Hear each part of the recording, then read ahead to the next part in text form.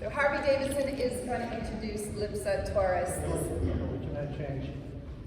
Oh, okay. Yeah. Oh, My whole speech has been changed. never mind, we're changing the agenda. Our host tonight is Patrick Troutman, who's been here, I think he said 16 years, 16 years. He's the sales manager here for Hostelling, which is Hostelling International NYC. Actually, use the mic. So I'll repeat, our host tonight is Patrick Troutman, who's been here for 16 years, not as the sales manager, but he's a sales manager now. And the official title here is Hostelling International, New York City. All right, Patrick. Thank you so much, Harvey.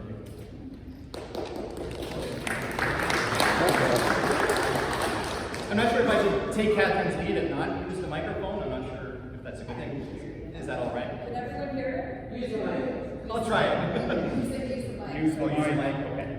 Let's see if that's better. Is it better? Do you hear anything? Okay. Well, that's good. Well, welcome everyone. My name is Patrick Troutman. I work as the sales manager here at High New York. And I just want to welcome the Guys Association of New York. Thank you so much for being here. Thank you for choosing High New York for your monthly meeting. I know some of you may have been here before, and others it may be the first time, so I want to give you some background about who we are, why you're even here. Some of you I got to meet, and it was a real pleasure to get to show some of you around, to give you a tour of the facility. And we're still offering tours after the meeting, and everyone is welcome to stay after the meeting and get something from our cafe or use the meeting space before you head out for the night. So any questions, you can speak to me or my colleague Lipsa Torres in the back, and we'll give you all the details, but yes, please make yourselves at home. So welcome to High New York. This is us. This is where we are today. And I just want you to see that this was us almost a century and a half ago.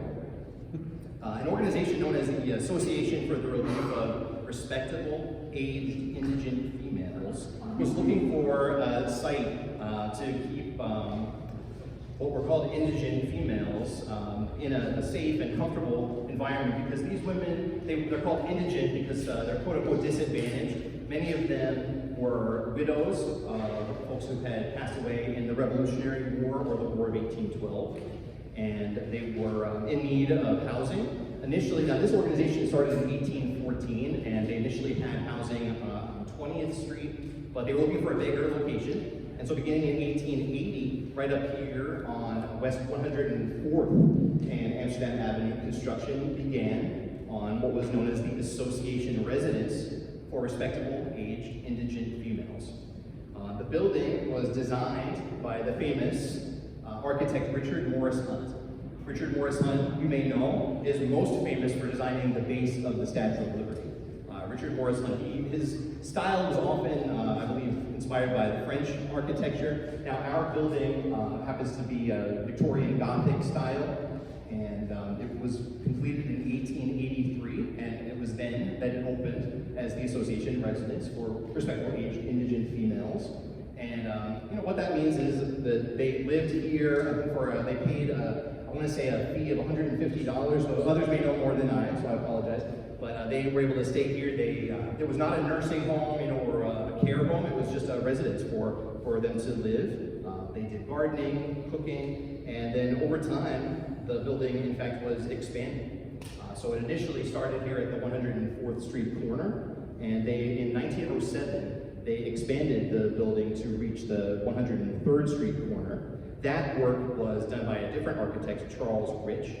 Charles Rich is a famous New York architect. He's done a number of residential buildings in New York, at least in the early 20th century. That extension was completed in 1907, and part of that extension was the room that we're in today, which is right now known as the ballroom, but it was initially used as a chapel. And this was a chapel for the residents of the home. And you'll notice that the windows were adorned with Tiffany stained glass. And you can get a nice close-up example of that, but this is where we're all seated and standing today.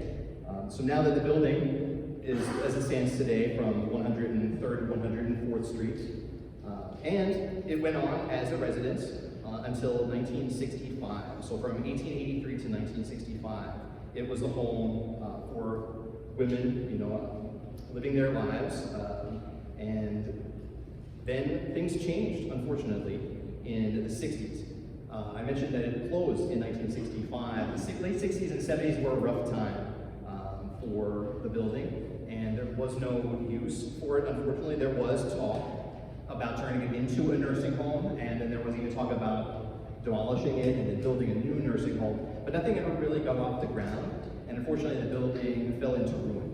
There was really no use, and it did close, and eventually they removed the Tiffany stained glass windows, so they're no longer here. And then you can see the building is in a bit of disrepair. Through the 60s and 1970s, it went through a lot, and in fact it even suffered a fire during the blackout of 1977, and it was pretty much abandoned. I'm not sure how many of you are from the neighborhood or might even remember or heard stories about the building, might even have pictures, but so many of these photos came from online and from our history wall that's located down by the elevator. Lots of good information there about how we got started.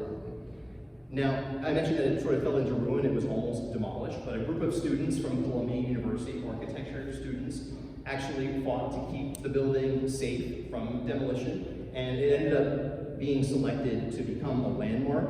It was, I think, first selected for the list in 1975, the register, but then it did officially become a landmark building in 1983.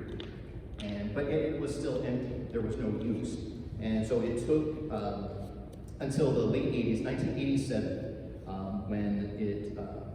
when work got started on what it would have become today. But it is a landmark, and at the front entrance of the building, we have this plaque that was placed in 2007, designating it as, or at least, recognizing it as the landmark building that it is. This may be difficult to read, but a lot of it is the information that I've already shared, and we'll preview some of the information that I'll share next. But this is located right at the very front entrance of the building, what we call the old entrance, which sometimes folks definitely guess of the hostel, often mistake for the entrance, but it's just the old entrance where the stairs go up in the front. That's no longer used, but this is where that plaque is located. And oftentimes I've heard many stories about people who walked by our building and had no idea, and maybe still don't know what we are. So I'm so happy to inform, or at least get the word out, I guess, about us and who we are. Let's see. So, what happened was, in the late 80s, an organization known as American Youth Hostels, which operated hostels all over the world, was looking for a location to open a New York City hostel. Is there anyone who has no idea what a hostel is? And that's okay. Many of you do, or maybe you have a little bit of an idea, or maybe you've stayed in hostels. The big difference between a hostel and a hotel is that the rooms are shared. And so it offers a more affordable option in most major cities for backpackers, travelers, folks on a budget to come and visit major cities as a traveler, but save some money and not have to spend hundreds of dollars on hotels. It's also a great opportunity to meet other travelers. People from all over the world stay here. And so right in 1990, after working it out with the city, American Youth Hostels bought the property and officially opened it as what was called Hosteling International. Now we eventually started saying Hi New York, or excuse me, HI New York, and now we've moved on to saying Hi New York or Hi USA. I think it's sort of a friendly way of saying it. But here you can see that this is that 103rd Street side, and so just a little bit on the right side of the building further back is the ballroom where we are now. Just about 10 years ago, we changed the name from chapel to ballroom, and now it's just a great spot to host events, and, meetings, and all sorts of activities. It's the largest hostel in North America. That means that it's, in terms of beds, it has 734 beds to be exact, 92 rooms, and these rooms they consist of bunk beds, shared dorms. So you could be sharing with others in a room with 4 beds, or all the way up to 12. In fact, we even have a 14th bed dorm. And if anyone's interested in seeing a room, we have one available, and after the meeting, I'm going to be happy to show you. But some pictures to give you a preview. So you can see it's dorm bed, or bunk bed style rather, in the shared dorms. Each guest gets their own bed and their own locker assigned to them. And we also offer the linens. We have staff here 24 hours, keeping washing the linens, keeping the building safe, welcoming guests. People are arriving 24 hours often from the airport just to come and stay with us. Because the room is shared, we offer the lockers just for extra security. Since the pandemic, we added air purifiers to each room, and we also updated the lockers to include charging ports inside, so guests can lock up their electronics or laptop inside the locker while it's charging. And guests not only get a bed and a locker, but they get access to the common areas. Those include the shared common spaces. Maybe some of you got to see it on the tour or you walked through, but in the ground level we have lots of the cafe, and then there's couches and seating areas, a pool table, and all that is available to our guests. And we also have a full-service kitchen, which is located down in the lower level. Guests are encouraged to make meals and store food, potentially interact with others right there. And that's available 24 hours. Also the TV room, Wi-Fi, and then we have a patio and green space, as well as walking tours and in-house events that we organize. This is all available to our guests, though we only welcome guests from outside of the city, and we only allow guests to stay 21 nights in a year. And the purpose behind all of that is just to welcome folks from outside the city, to introduce them to hostels, and encourage them to go and stay at some of our other locations. We are actually one of 14 hostels in the U.S. We lost a few during the pandemic. Hopefully they'll reopen. And of course, there's hostels all over the world that are associated with American youth hostels, or actually it would be the Youth Hostel Federation. And yeah, if you were to look on our website or go on Hostel World, for example, you'll find so many locations around the world. We're very proud, I think, of what we've done since 1990. We're no longer housing indigent women, but we're housing anyone who needs a safe place while they're visiting New York City. And we make sure that this place is clean and safe, because there's hundreds of people here at once. And we like to, our staff likes to interact with the guests and give them advice. We have lots of great volunteers that will show guests around, giving them maps and information about the area. We are award-winning. We received Oscars from Hostel World and Booking.com. And also, we're very committed, like I mentioned, there's hundreds of folks that stay here all the time, so you gotta wonder, well, how much trash, you know what I mean? Well, we're very committed to sustainable travel. You see that there are all sorts of signs encouraging guests to recycle. And some things that we're very proud of is the ozone-assisted laundry washing machines. That has reduced the consumption of water, energy, and chemicals.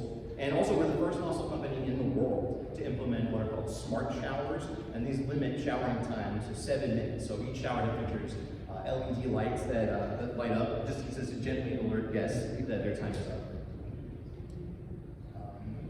You may have questions, and I'm definitely going to be available afterwards, but I'd like, at this time, to pass it over to my colleague, Malika Peters-Bedlar, and she is the manager of volunteers and engagement. And so let's give it up for Malika.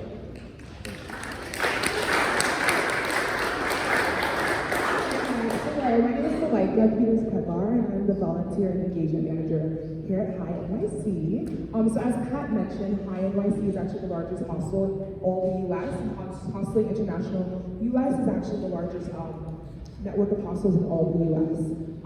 So we are also a nonprofit, and our mission is actually to provide a deeper understanding of people, places in the world around through hosteling. So making it way more than just an affordable accommodation, making it an enriching experience. So we do that through our signature programs and our guest learning programs. I'm just gonna quickly go over that.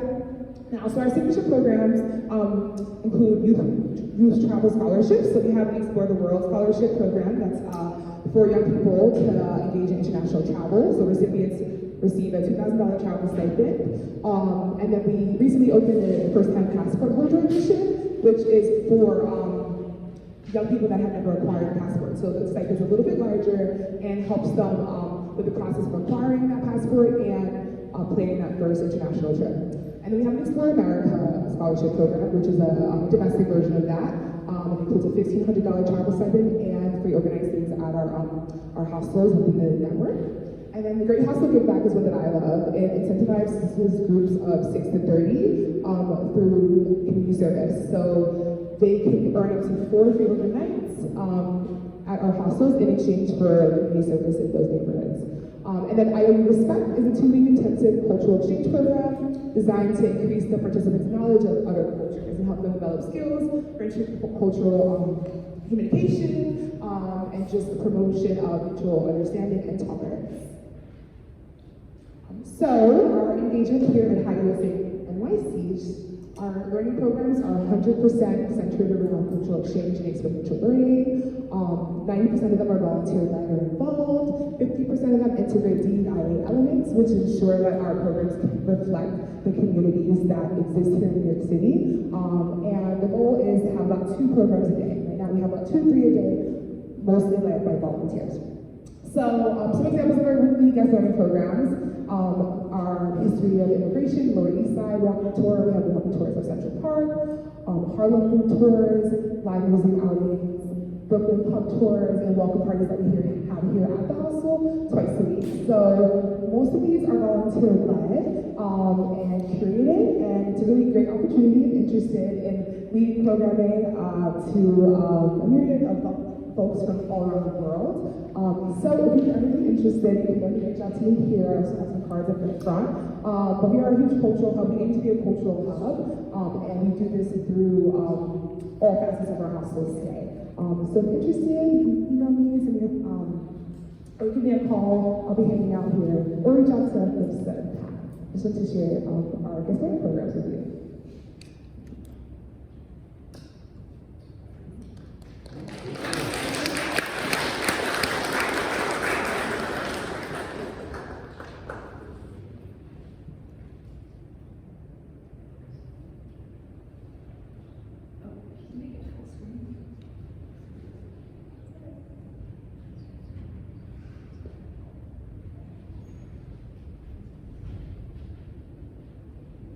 Prefer the microphone? Yes.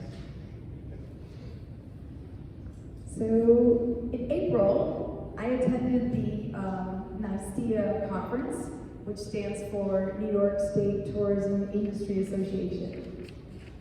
It was a really wonderful experience. Actually, this is kind of the end result. There were 28 speakers at least, 3 days of speaking and panel discussions. There were networking events.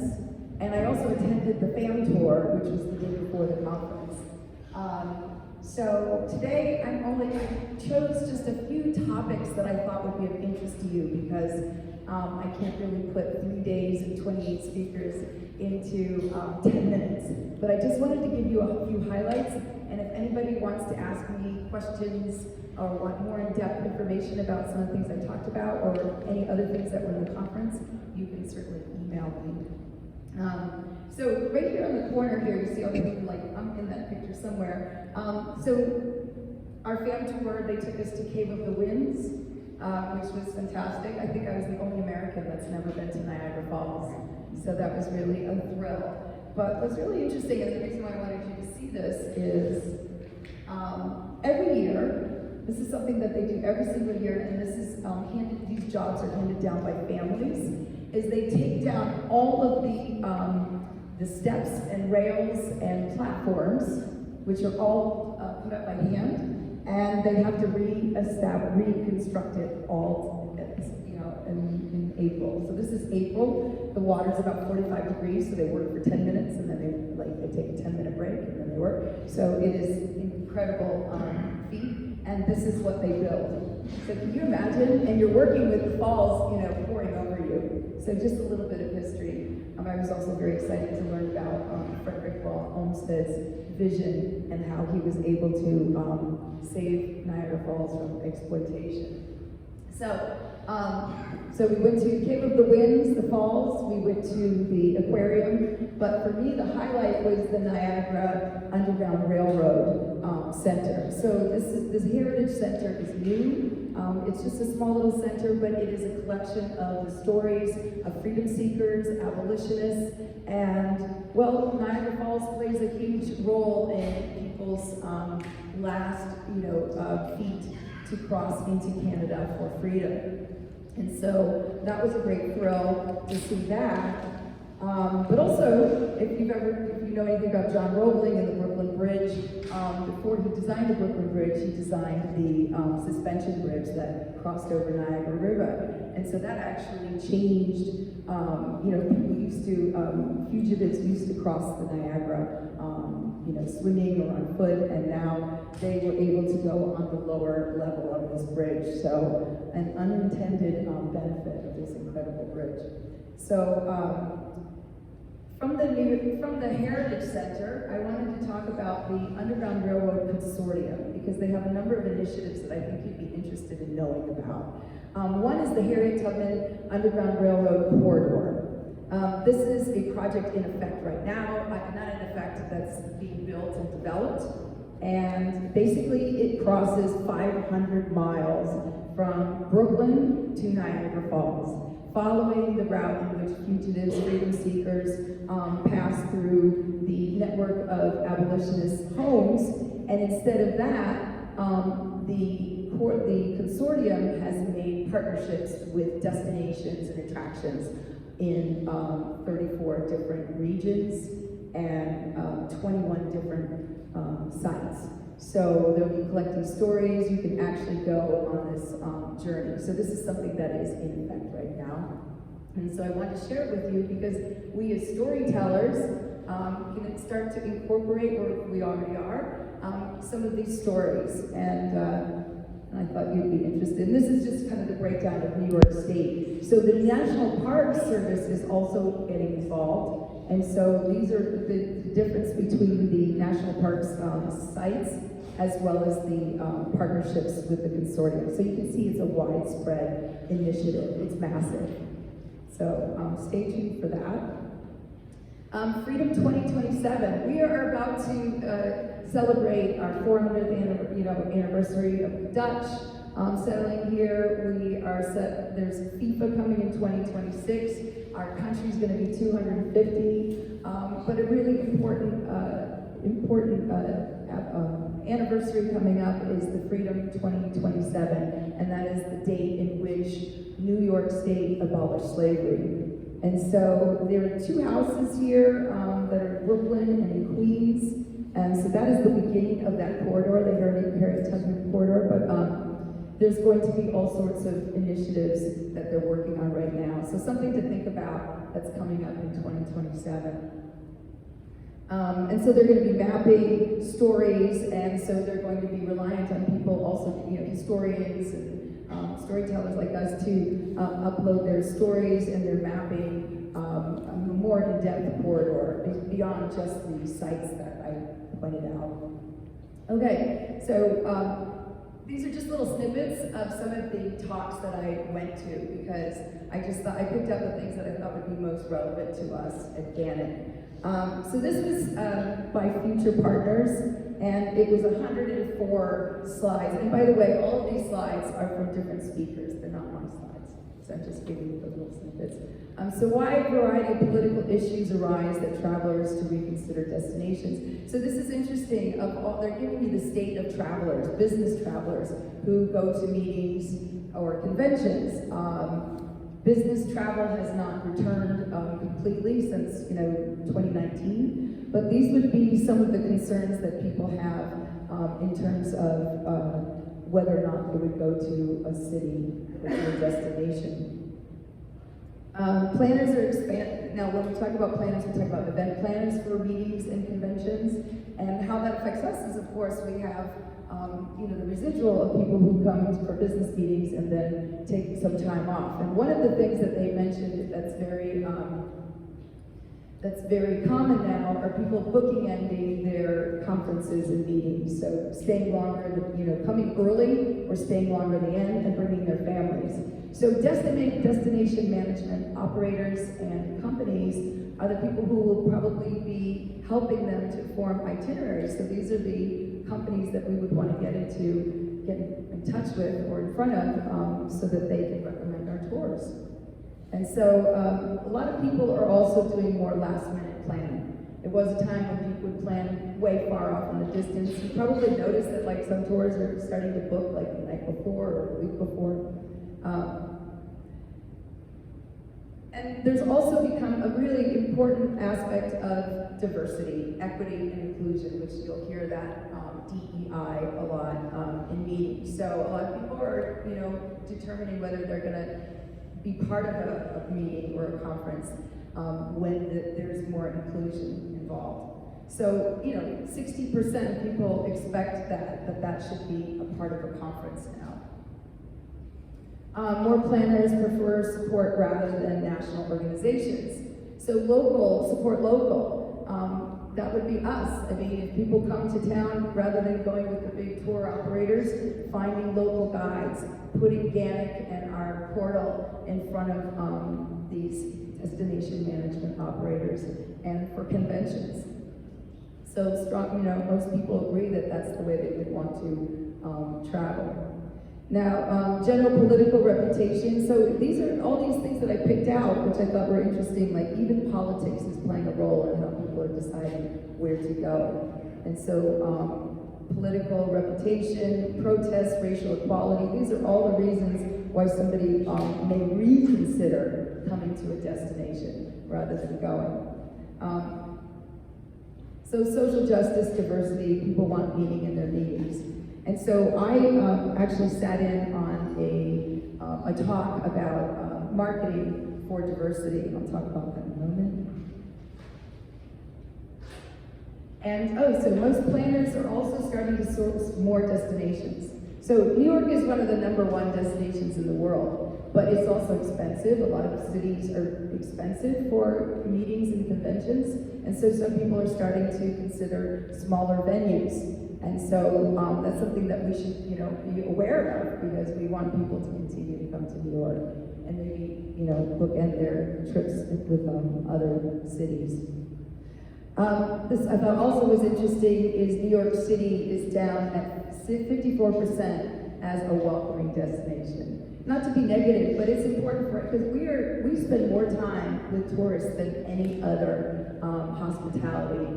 There's restaurants and hotels, but it's us who spend on the front lines an hour, 2 hours, 3 hours a day. And so we can make a change in people's minds about feeling welcomed. And safety. Safety is always an issue, and New York City is kind of in the middle there at 49%. Depends on what news they're listening to. Oh, right, New York City's at the bottom, yeah. So, so just something, that's the public opinion. Advocacy, that was another talk that I went to, and I thought it was really fascinating. You don't have to pay attention to this on the side, because that was a whole part of the conversation, but it was more to say, where do ideas come from, and how do we get in front of legislators? Because oftentimes legislatures don't realize how important tourism is to the economy and how important tourism is to communities. And so getting in front of them and advocating for, and so this is a group of people who went to Destination Capitol Hill. I think, didn't GANYC go a number of years? Yes? Harvey? Not a lot of past years. Excellent. So they want us, they're just saying that in tourism, we really need to always be in front of legislatures. One of the things that stuck out in my mind is this guy said, if you're not at the table, you're going to be on the menu. So a lot of legislators don't even realize, like they think about maybe funding big companies to come to a town because it would offer employment, but not considering how important tourism is to cities and to towns. So, for example, there's a lot of things that legislators are not even aware of that impedes people coming to the United States, like custom wait times, visa wait times, and so those are things that they've started bringing to the attention of our state legislatures. So, NYSTIA is an organization that creates phenomenal marketing strategies, advocacy, research and data, and so there was a lot of people. So make yourself heard. Yes, there you go. If you don't have a seat at the table, you're probably not on the menu. So, but it was just to emphasize that it's really important to advocate for ourselves. I also went to a lecture about AI. Anybody use AI? So it's become, it's going to become a standard, and as much as we maybe want it to go away, it's not. So there were 3 speakers who talked about AI. One of them, Janice from New York City Tourism and Conventions, was talking about how important it is to just start having it open on your, like ChatGPT was what she was talking about. And how it's not going to replace content creation, but it's a helpful tool. And that tool is only as good as you teach it or you prompt it. And so we are ultimately responsible for the content that we output. This is GANYC, and this was another speaker who talked about this. A lot of travelers are starting to use this where they just say, I'm going to Tokyo. Tell me all the great places to eat in Tokyo. And it goes beyond just like a Google search, but it'll provide a whole long list, in a very kind of prepared way. So a lot of people say that the itineraries that GANYC prepared for them. So I haven't yet figured out how, like, we, tour guides in New York City, could get into that search. Okay, Alon Tourism. Has anyone ever heard of Alon Tourism? Jen Ackerson is, she's partnered with NYC Tourism and Conventions, and she's the one who's well known in the industry for creating the one-pager. And that's something that we're going to be talking about probably at another meeting, because we're going to have a table at SIDA, Students Youth Travel Association. And so having the opportunity to create our own one-pagers, where a one-pager is basically a leave behind about your tour or about your company. And so it's nicely designed, it creates all of the talking points, and it's something that you can leave for someone. She gives tourism-ready classes, and so I just wanted to bring that to your attention because for those of us who want to go beyond just giving tours, but perhaps opening up our own tour operating company, she does a lot of great tourism training. And this is from Kelly, from the Vice President of New York City Tourism and Conventions, just giving us some data on the state of New York City. We are in 2019, 66.6 million people came to New York City. 2024, this year, by the end, is predicted 64.8 million. And in 2025, when we're going to be celebrating America's birthday, it is expected that we will get 68 million people. So that means there's a lot of work out there for all of us. This is information you can get on the NYC Tourism and Conventions website, but I just thought it was important. She showed a really great video. I'm not going to show you that, but it was very inspirational about how great New York is, but I don't need to tell anyone else how great New York is. I live in New York. I Live New York goes beyond those, we think of the souvenir shops, and I Live New York is actually an advocacy organization. And so they did a great thing about marketing to, marketing to people of diversity. Black travelers, LGBTQ, and people with accessibility needs. And so I thought that was really important because what she was saying is if you want to reach out to these people, if you want to reach out to minorities, the best way to do that is you cannot talk about us without us. And so, learning about the market, because LGBTQ, make up $80 billion of the segment of travelers. It's a lot of people. And 218 billion worldwide before the pandemic. Those are some big numbers. So I Love New York Division of Tourism Marketing Initiatives reaches diverse audiences, and so I'm happy to share that with you. Black travelers spend about $48 billion. That's 64% of an interest, and 64% have an interest in culture and heritage. And so if we're not reaching them, many of us have really great content that perhaps would be of interest to minorities. Having marketing materials where people see themselves represented is important. The question is, how to be sensitive to marketing to particular groups. Be authentic. Don't pander. Do not fall into stereotypes. Understand what the market is.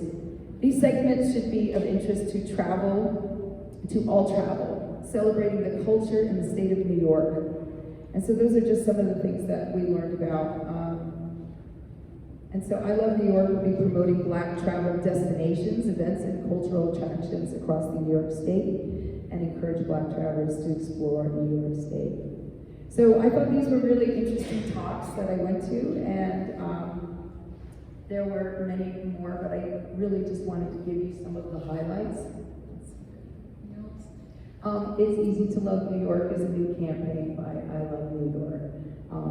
So being inclusive and reaching out to all. So it was a really great experience, and I want to let you know that I was really proud to represent GANYC at this conference. And so every time I introduce myself, Catherine, like GANYC, and I love to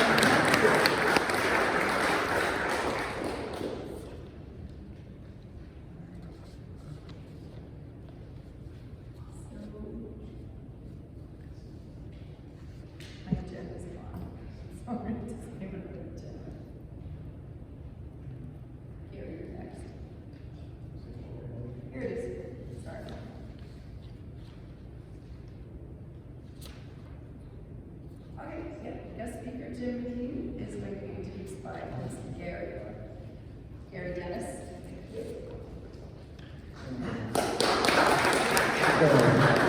Settle down. All right, hi there.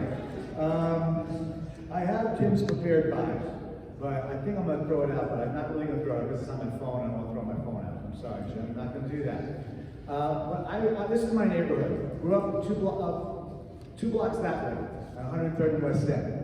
I was very aware that Humphrey Bogart grew up on the block. All right, very aware because my parents said walk on that side, come and walk on the south side. All right, because it was sketchy.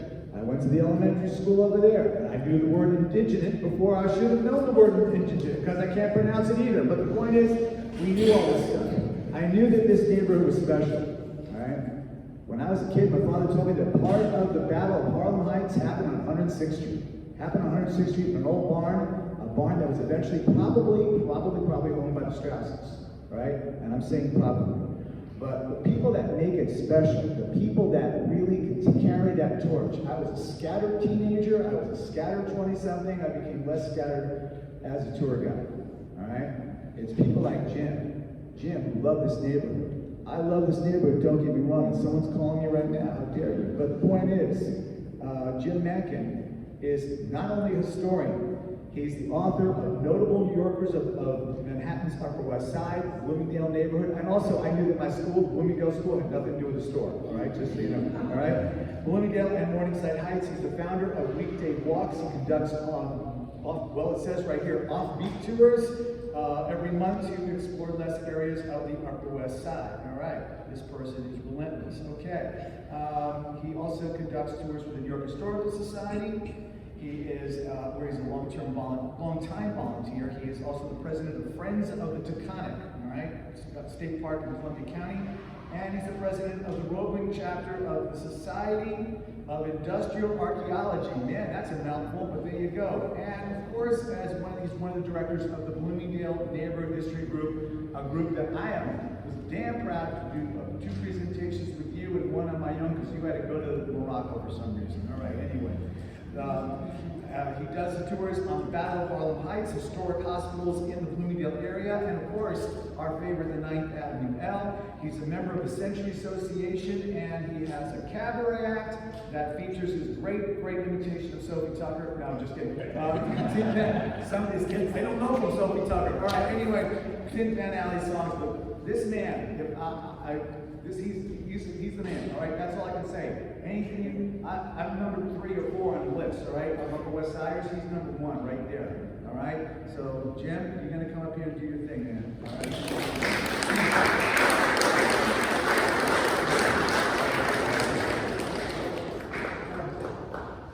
We need to get the PowerPoint. Can you hear me? No.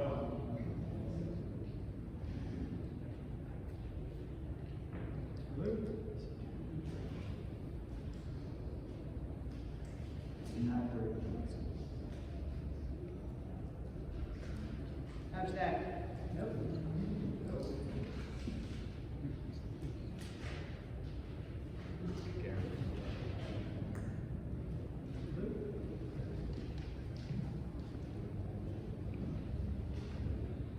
I think Gary used up the battery in that microphone, so.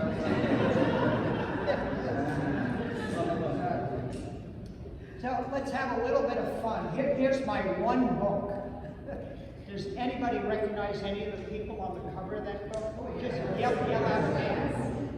Billie Holiday. Bill Brennan. Thurgood Marshall, right? Who said Caesar? Somebody say Julius Caesar? Obama. Yeah, right, Obama. Very good. Boris. Not Langston Hughes. Thurgood Marshall. So the tough. Anybody see Maya Angelou there? Okay. The other tough. There's two other tough ones. One is a young Thurgood Marshall. Yeah. Actually, he's a lot more handsome than Gary is. Gary's reasonably handsome. The other one, the upper right-hand corner, is the great Julia Marlowe. I hope if you get my book out of the library or buy a copy, you'll read all about her. Much of her, she was a great actress at the turn of the last century and performed all the great Ibsen, Shakespeare, etc. right on Broadway. And her costume collection is in both the Museum of the City of New York and the Metropolitan Museum of Art. So she's pretty well known. So while we're still looking for a microphone, let's try this. Another little trivia thing. Which of these 5 people did not live in the building with the other 4? Yeah. Any guesses? Babe Ruth, you're wrong. Does anybody know who Constance Baker Motley is? You knew Catherine? She was a judge. She was also Yes, Catherine was right. She said she was a judge, and before that she was a borough president of Manhattan for a while. Well, she didn't live in the building with the other 4. She actually lived just 2 short blocks away from here on West End Avenue, 875 West End Avenue. She also lived in Harlem, but she did not live at 409 Edgecombe Avenue, which is a very famous place in Harlem where Thurgood Marshall lived, W.E.B. Du Bois, even Babe Ruth, when he came to New York, lived in that building, and Roy Wilkins. So, but let me, while we're waiting for the microphone, let me try you on a couple of other. You ready for another trivia question? Yes. How about, where is the largest piece of private land in Manhattan? Open private land. St. John the Divine? Say it again, Gary? St. John the Divine? You're close. He said, Gary said St. John, Cathedral of St. John the Divine, the cathedral closed there. Somebody mentioned Columbia University, that's it. Okay. Who is the only president buried in New York?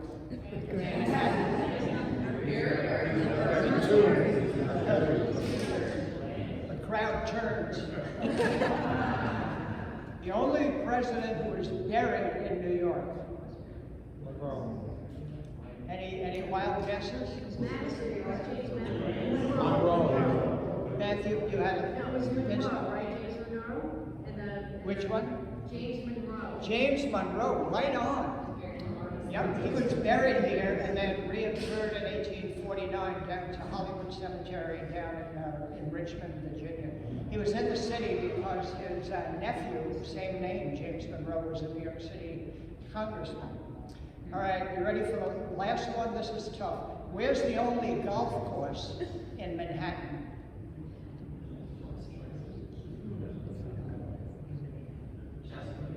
Say it again? Chelsea Piers, that's a good guess. There's a driving range there. Let's digress on Chelsea Piers while everybody ruminates on the question. We're looking for the only golf course in Manhattan. The guy who developed Chelsea Piers is Roland Betts. He lived right down the block here, 102nd Street, and he recently sold his townhouse. Turns out he was George Walker Bush's roommate at Yale. He developed Chelsea Piers. It turns out that townhouse also is where Eleanor Roosevelt's father, Elliott Roosevelt, committed suicide and died. So how's that for trivia? All right, let's move on. Yeah. So where's the golf? Oh yeah, where's the golf? Is it still there? It is still there. You can see it. It's not operational anymore, but it's on Governor's Island.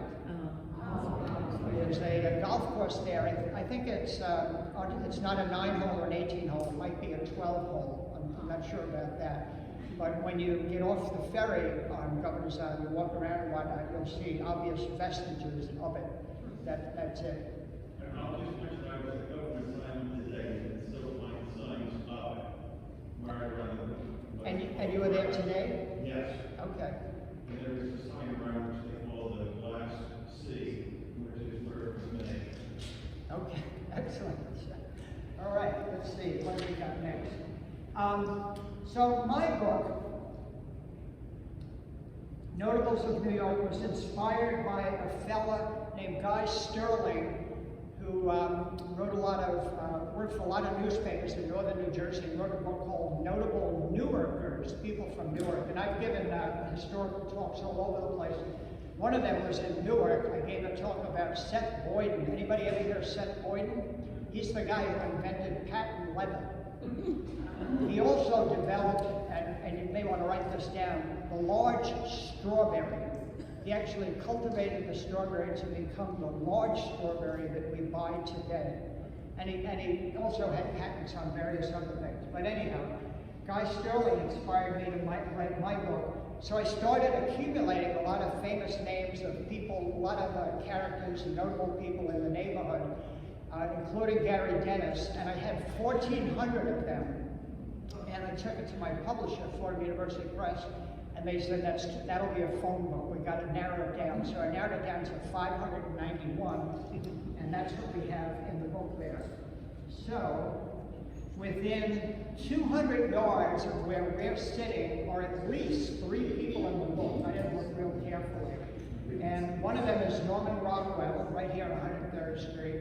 Another is John Coltrane, right here on 103rd Street. Now, Coltrane, if you know anything about Coltrane, he lived in about 20 different places. The museum about him is down in Philadelphia, across the street from Fairmount Park. And then there's the next guy, Hudson Morgan, a real nasty son of a bitch. He got kicked off of the Stone Mountain project and got replaced by another famous New York City sculptor who developed the memory statue in Strauss Park. But anyhow, Hudson Morgan lived right here at 101, I think it was 152 West 103rd Street, probably right outside this window here. So let me tell you a little bit about me.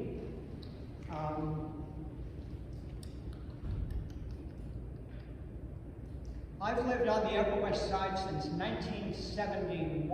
I lived down on 68th Street for a little while. I organized a volleyball league down there. One of the famous members of our volleyball league was Meatloaf. And then I lived on 67th Street, the Park Block, but I lived on the poor side of the block, the south side of the block. But I was on block committees with Mary Lindsay and Arlene Simon, a bunch of famous people. And once I rode up in an elevator with George Battlegine, I mean, long and short of it is, it's quite a block. Kevin Kline lived on the block, Billy Joel lived down the block. In my building lived George and Ira Gershwin's sister, lived the second last Ziegfeld woman, Ziegfeld girl they called them, lived the fellow who wrote The Jazz Singer, Samson Raphaelson. First it was a play on Broadway, then it became the first talking movie. I mean, it's incredible who lived on that block. And then I moved up here to Riverside Drive and 109th Street in 1989. But I grew up in Flushing, Long Island. I actually got reared on Long Island history. I could still tell you the names of the 13 tribes on Long Island. I did a lot of physical things. I was on the track team. I did, President Kennedy had this 50-mile walk thing that was in vogue for a year or two, so I grabbed 6 other guys on the track team. We did a 50-mile walk. Most painful thing I've ever done in my life. It took like 13 hours. We walked from Jamaica to Oyster Bay and back. Yeah, crazy. Later on, I ran the last New York City Marathon that was ran completely in Central Park, 1975. And I ran the first one that was run through all the boroughs in the bicentennial year, 1976, and I ran 4 more after that. I ran up the steps of the World Trade Center for a charity once with other people, a charity for battered women. I've walked the perimeter, I'm sure some of you, or maybe some of you have the perimeter of Manhattan, 32 miles on your shoulder walker. I did that. All sorts of crazy things like that. And then I had a rock group for a while, and that was a whole group. I think I went to every college east of the Mississippi River. I just couldn't get my academic life together, but I finally did. Graduated from Fordham, and then NYU MBA, and then worked for one of the large public accounting firms. Became the chief financial officer of a division of the old J.P. Morgan. So I got reared on a lot of Morgan history, and from that, since I was a senior executive there, I would go to a lot of shareholder meetings of Morgan's clients. Of course, they had all the Fortune 500 clients like Disney, Coca-Cola, IBM. And every time I would go to their annual meeting, I would ask them about 2 things: their art collection, and they all had art collections, and their history, and they all had histories. And I could not get enough of both of those. So I kept doing that. I became a financial officer of a few more companies, and then I retired relatively early. And then in my retirement, and while I was still working, I did volunteer for the arts, I did volunteer for Truant Kids. There used to be an institution, some of you might remember, the Reedland Foundation, which was above the old Olympia Theater here, 107th and Broadway. That morphed into what became Jeffrey Canada's Harlem's Children's Center. So my wife and I did volunteer work for that. And then I was a Big Apple breeder for about 10 years in a row. So the one thing I learned from Big Apple breeder was how to deal with kids.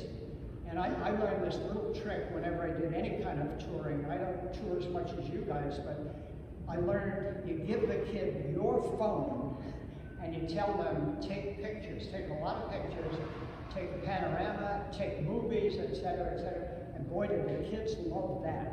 And then you interact with the parents and you ham it up and all of that stuff.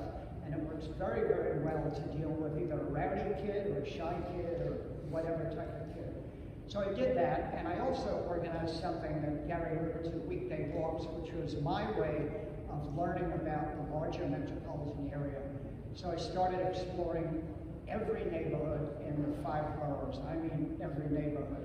And I've got about 15 regular people. We do this now once a month. We used to do it once a week. We do it once a month now. And we venture far afield to places like Jersey City, Hoboken, Newark, Paterson, New Jersey, Garden City, Long Island. In a couple of months coming up, we're going to do Levittown. We just run far afield. But what it really is just a cheap excuse for Jim Mackin to learn about some new neighborhood or some area that I just didn't know much about. But I should move the slides along. This is me in front of a train that another organization, I became president of the Friends of Taconic State Park. Anybody ever been to Taconic State Park? Bash Fish Falls?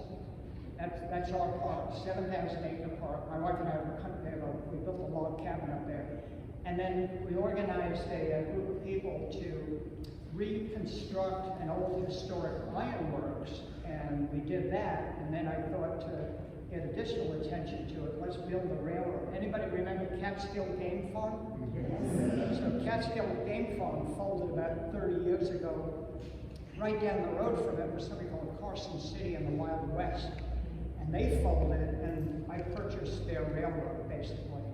And then I purchased 200 linear feet of track, and we built the railroad, which is primarily an educational tool to show people the old historic ironworks. So that's me standing in front of our locomotive. Anybody know what this is? I know some of you do. Yep. I know it. It's the stake in Central Park where 65th Street and 6th Avenue would come together. Send that woman a box of macaroons. Absolutely. This is a so-called Randall Bolt. Colonel John Randall surveyed the city. Remember the commission, Mayor DeWitt Clinton put a committee together, and Gouverneur Morris Simeon to do it, and John Rutherford to survey the city to create a grid. And in doing that, they would take the southwest corner of every design block and put a marble monument in the ground. We have, I think, 2 of them at the New York Historical Society. If there was a rock outcropping, though, and they couldn't dig a hole to put in a marble monument, instead they would put in a bolt. So about 15 years ago, somebody said, hey, there must be bolts around. I said, no, they were covered by streets and whatnot. Somebody said, well, what about Central Park? And within 24 hours, they found this one. And just as you're suggesting, it's at the approximate intersection of 65th and 6th Avenue. It's right behind the dairy. Say, by the dairy, that's right. Behind the dairy. Yep, behind the dairy. Now, you've gotta like go to the southern end of that rock outcropping to see it. But so we had right in this room, if I remember correctly, Marguerite Holloway. She's the daughter of a very famous anthropologist, and he teaches at Columbia, and she does in the School of Journalism. And she wrote the book about Colonel John Randall, and so she spoke about all of that. And I'll use that just by way of an introduction to our local Bloomingdale neighborhood history group. This is about 15 of us. We're well below the radar, but this is us. If you go to this website, you'll see all sorts of pleasant surprises. It's upperwestsidehistory.org.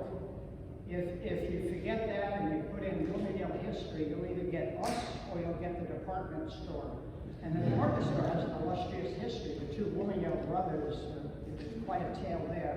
But anyhow, on our site, there's a wonderful blog that will tell you about Little Coney Island in this neighborhood. It'll tell you about past presentations that we've had. It lists all 1,100 buildings between 96th Street and 110th Street, telling you the architect and the year it was developed. And I think we didn't get 36 out of the 1,100 or so. But we also did a lot of other presentations. We did a presentation on this building that became the basis for the panel downstairs. We did Seneca Village, Strauss Park, as Gary said, 9th Avenue L, and the Battle of Harlem Heights, all separate presentations, and most of them in this room. Bill Helmreich, who was the gentleman who passed away from COVID, lived right here on 105th Street, walked all the streets of the city. We had him here talking about his last book. The Claremont Stables, most of you remember the stables on West 89th Street. Grant's Tomb, we had a fellow who written the definitive book on all of the Grant's Tomb history. Movies made here, and there were lots of them. Of course, we had to use a lot of Gary's talent and expertise. When we were at the stump, Gary would have the answer. We did a whole thing on the Bloomingdale Insane Asylum, which really made the neighborhood institutional for a long period of time. Legal landmarks, the IRT, squatting and homesteading. We did a program on that recently. Some of the nation's legal foundation for squatting and then improving residences begins right here on Amsterdam Avenue. Latino music in great detail. And my favorite, whoops.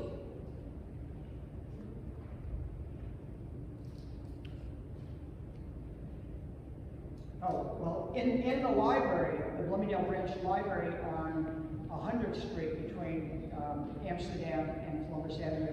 We do historic panels, and we've done the kiosks.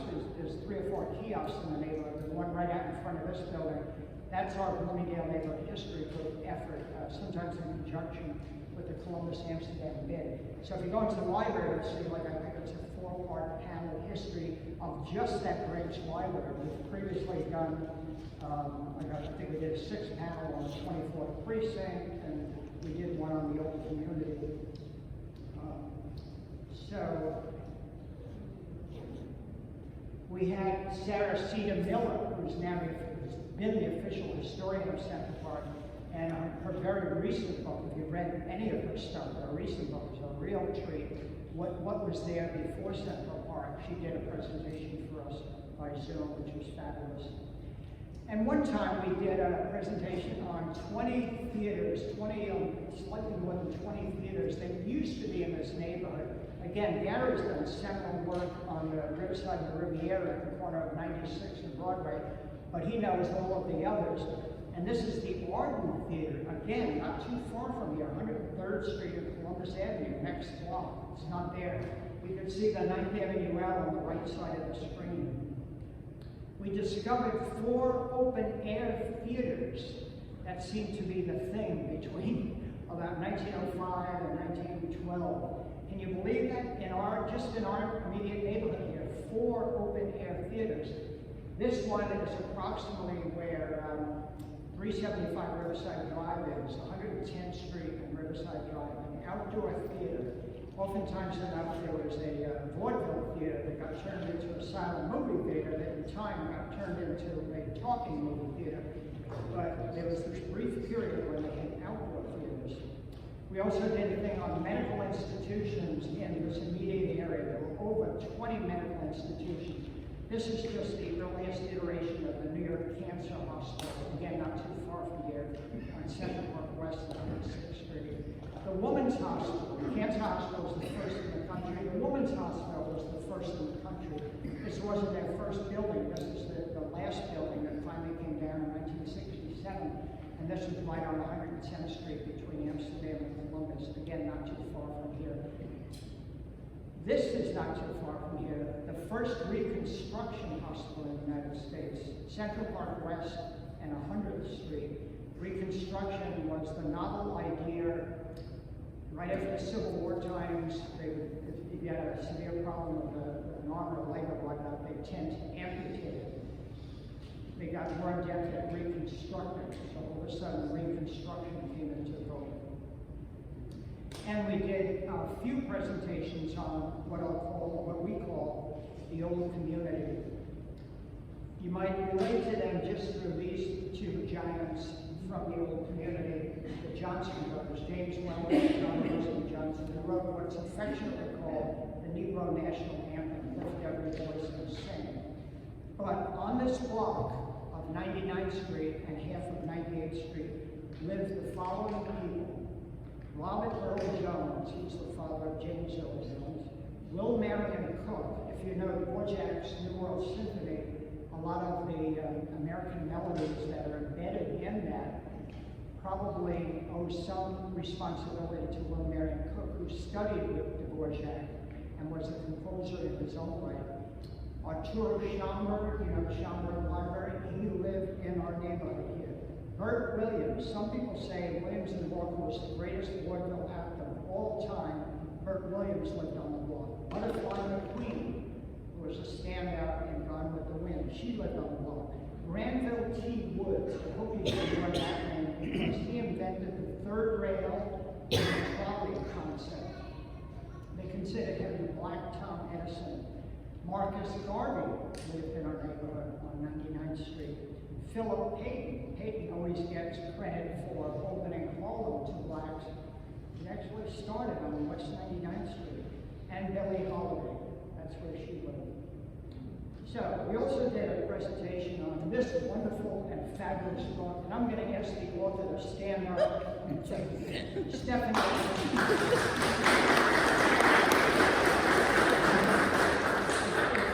If you're touring Riverside Drive, Riverside Park, or just have a curious, this is the book, this is now the definitive book. So we were fortunate to have, Stephanie's a solid member of our Bloomingdale Neighborhood History Group and the author of this book. And there's a new book that'll be out eventually, right? In the spring, yes. Fountains of New York City, comprehensive book with photographs by Robin Rodriguez sitting next to her. We did a private presentation on the Croton Aqueduct, which runs right behind this building. You can actually see the home in the landmass there. I show you this because we don't even have the picture of it, but here's a rendering of the aqueduct running above ground, and it's running, this is part of what's called the Clendenning Viaduct. John Clendenning was a wealthy guy who lived on the corner of 104th and Columbus, and then lost all of his fortune when President Jackson didn't renew the National Bank. And the picture image on the left shows that as they're constructing the Upper West Side, they occasionally find remnants of the Croton Aqueduct. So we had a presentation on that. We also did a presentation on Tin Pan Alley. We highlighted all of the Tin Pan Alley greats, Gershwin, Frank Lesser, et cetera, that lived in this area, and also this fellow, who's the source of the very term Tin Pan Alley. We'll go into that now, but we're fortunate that he lived in the immediate area. And as a little bit of an outcome from this, I formed a Tin Pan Alley group. In fact, we actually got involved in helping to landmark 28th Street. There's really only 4 buildings left from the Tin Pan Alley period. And we've been going around to different venues doing Tin Pan Alley stuff and highlighting the history of it and whatnot. So you may say, okay, Jim, that's great, but what are you working on next? Well, I'm working on the same book, but with different people. It's going to be Notables of New York in Harlem. My first book had 591 people. At this point, I'm about 95% done with content on the Harlem book, and I've got about 1,000 people. Harlem is just a fountain of notable people, and it's not just African-American Harlem from the Harlem Renaissance. There's a lot of famous African-Americans that even live there today. And there was Jewish Harlem, there was Italian Harlem, Spanish Harlem, and Dutch Harlem, various periods, colonial Harlem, and Hamilton, and Bradhurst, and various other figures lived there. There was even a few blocks that were Finnish Harlem, people from Finland living in a small section of Harlem. So I'll narrow the 1,000 down to about 500 or 600, and my next book hopefully will be about notables from Harlem. So I thank you, especially thank my colleagues.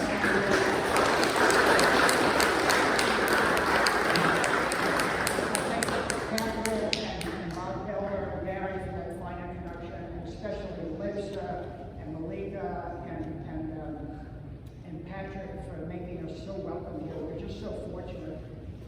High into New York, High New York here is a real gem in our community, and not just the community of the Upper West Side, but the whole city. It's just fabulous. Thank you. Does anyone have any questions for Jim? We have a little bit, just a very little time left. Yes, stand up please and say your name. Thank you. My name is Peter Cohen. I'm just wondering who the fellow in the lower right is, second from the right. It looks like Woody Guthrie, but I don't know who it is.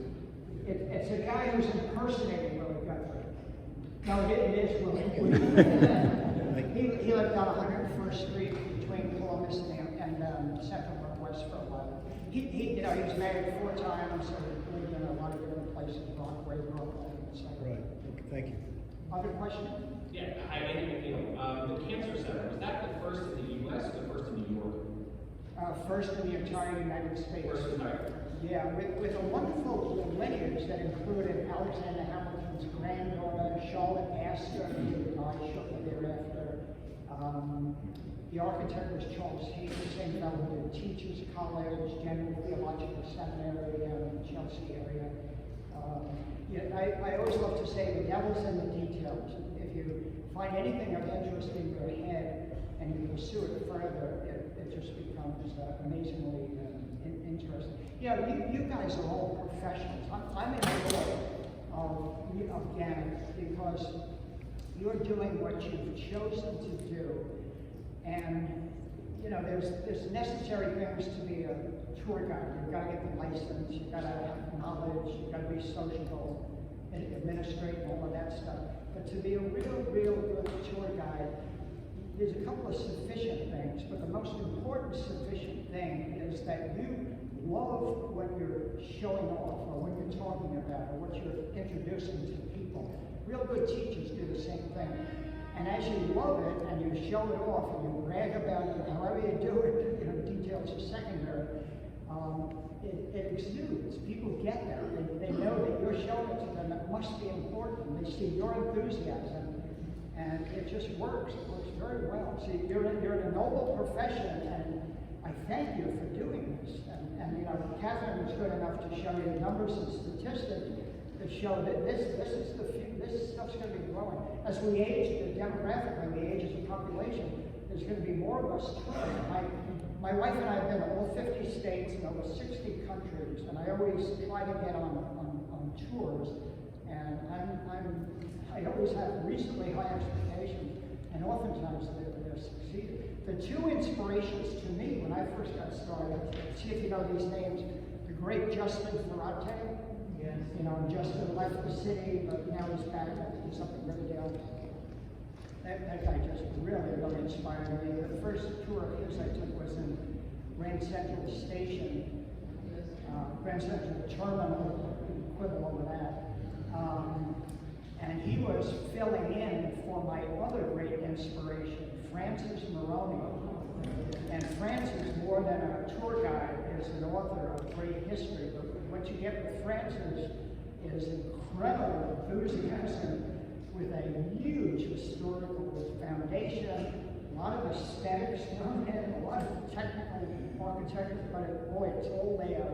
And the two of them are just incredibly inspirational to me personally. Any other questions? You want to hold you up too long? Thank you so much. Thank you.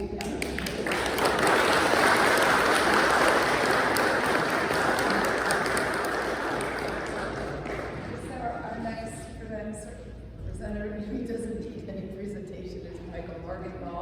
He's got his president's report.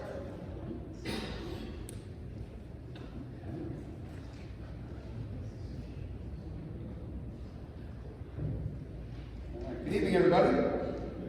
It's nice to be back at the meeting after the last couple of months. Just been crazy with student tours. In fact, I have a student group at Wicked right now, which is why I arrived late, but I'm glad I'm here nonetheless. Thank you to Catherine for filling in, and to Beth who filled in previous months. To be here. So I hope everybody's staying cool the last couple of weeks. It's been a little rough out there. We're becoming a tropical climate, but it is what it is. Maybe we should start doing tropical themed tours. So we have a few things I want to discuss tonight, and then happy to answer questions. So first things first. I'm going to start with the NYC 400 Ad Hoc Committee. The committee had its first Zoom meeting on Tuesday, June 25th. Thanks to everybody who attended and contributed. It was a really robust and wide-ranging discussion focused on the big picture for how GANYC should celebrate and commemorate the NYC 400th anniversary coming up next year. One of the main consensus that came out of the meeting was that there needed to be an overall theme to what we're going to be putting forward for next year. And the theme that the committee came up with by consensus was, it all started here, okay? Which can touch on so many different parts of New York history.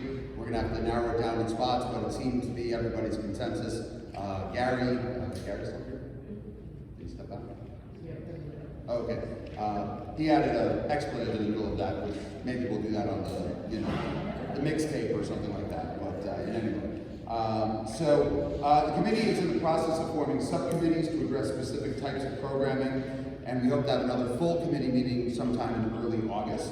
The other things that we're working on right now is developing a list of potential partners to reach out to collaborate on programming, especially that will reach out to the public.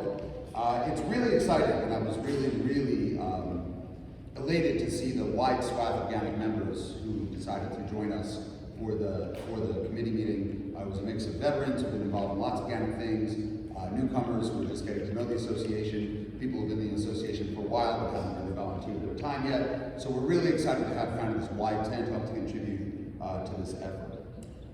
Next up, I wanted to mention the Student Youth and Travel Association Convention, SIDA for short. That is taking place August 8th to the 13th here in New York at the Sheraton Times Square. For those of you who don't know, SIDA is the leading organization for student tour operators. And this is going to be a golden opportunity for us to promote GANYC and our members. GANYC will be well represented at the conference. We're providing several guides to lead tours for attendees, and thanks to Susan Birnbaum, Margaret Davidson, and Bob Gelber for helping to arrange this and also for leading tours.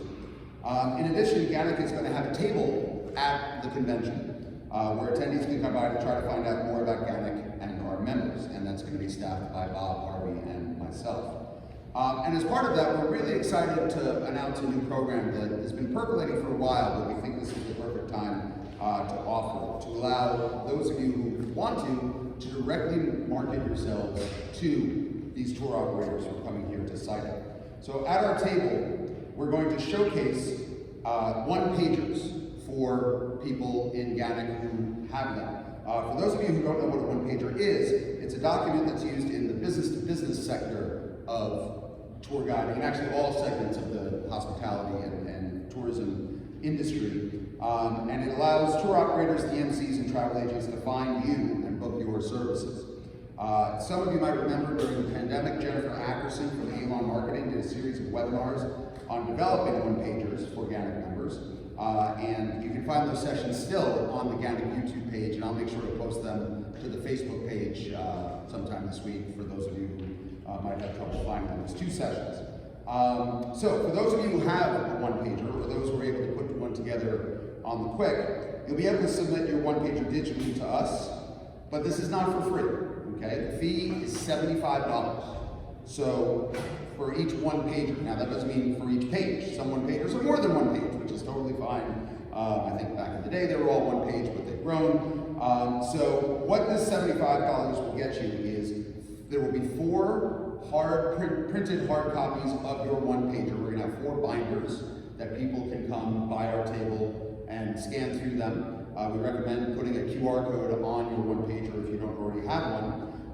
And then we're also going to bundle all of the GANYC one-pagers, everybody who submits for this program, into one big PDF that's going to be accessible to anybody with one overarching QR code. So we think $75 is a small price to pay to market yourself to the approximately 1,000 student travel industry professionals that are expected to attend the convention. Now, we cannot guarantee how many attendees will actually see your one-pager, nor can we promise any specific return on investment, but $75 for the chance to promote yourself to nearly 1,000 student tour professionals seems like a good bargain.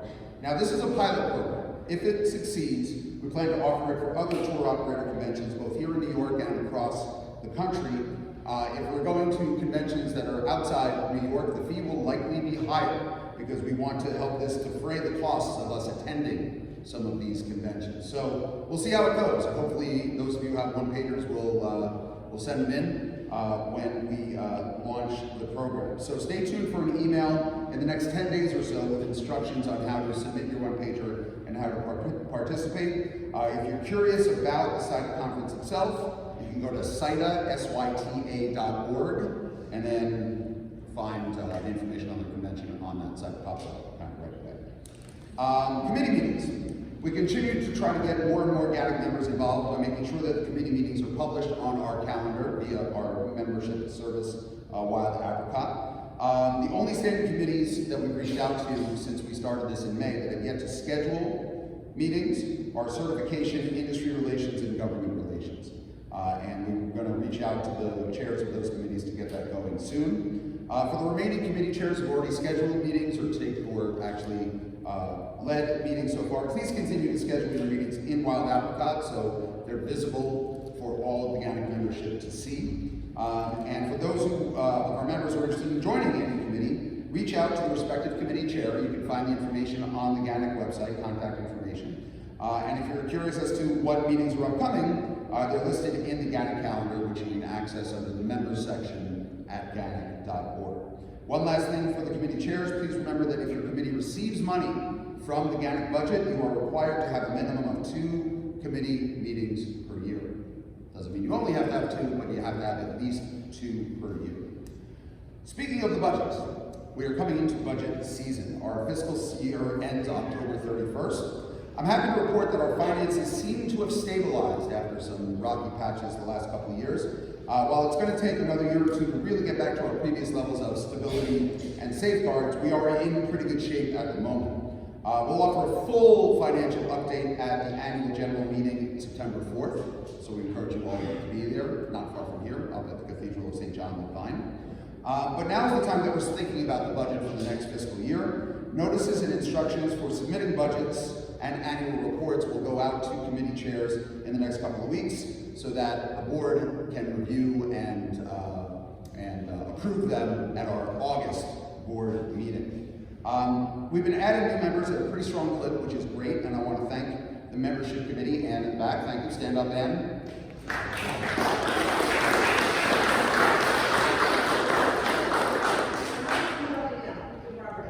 And we're working really hard to solicit new memberships and process them and get them going in GANYC. But we need more members.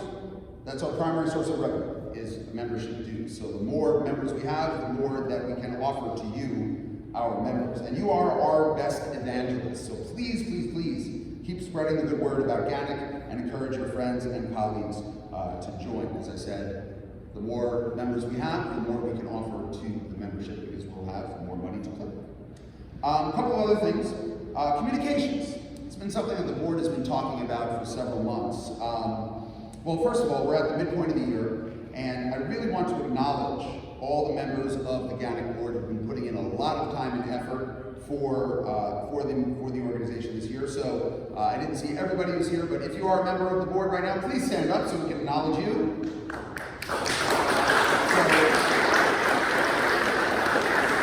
have Catherine Hill, Lee Hanby, Mitch Bluzek, Beth Goff, and Gary Dennis in the house. Did I miss anybody else? Okay, and of course, our members who are board members who couldn't be here tonight, we thank them for their efforts as well. This year's board is quite different than previous iterations of the board in that most of our current board members are not serving as committee chairs. Last several iterations of the board, most of the board had one chair of a committee or another. And this has been largely a positive development because it's allowed us to look at a lot of things in GANYC with fresh eyes. But it has led to a couple of hiccups as well, and one of the areas that's been a little bit wonky has been the fractured efforts when it comes to communicating with you, the GANYC membership. You've probably seen from time to time kind of a irregularly scheduled email update from Jeremy Wilcox, our PR chair, who does a great job of keeping everybody informed about what's going on with GANYC, both internally and to the public. But they've been arriving kind of irregularly. We want to standardize that a little bit. So I had a conversation with Jeremy a couple of weeks ago, and now you can expect to see a once-a-month email blast covering all the things that are coming up in the next month for GANYC. That's going to include membership meetings, fan tours, committee meetings, and any other important deadlines, such as if insurance is coming up and any other news that we need to get out there. We just want to kind of standardize how we communicate with you and also make sure that we're not overwhelming you with lots and lots of different emails from lots of different sources. So the plan right now is to have that email. Jeremy's going to send it out the 4th Tuesday of every month. That is the plan, and of course we can always send out additional notices as necessary, but that is the plan we're going to try to start with. I don't know if it's going to start in July. If not, it will definitely start in August. And I want to thank Jeremy for giving this a shot and seeing if this works and helps to improve communications.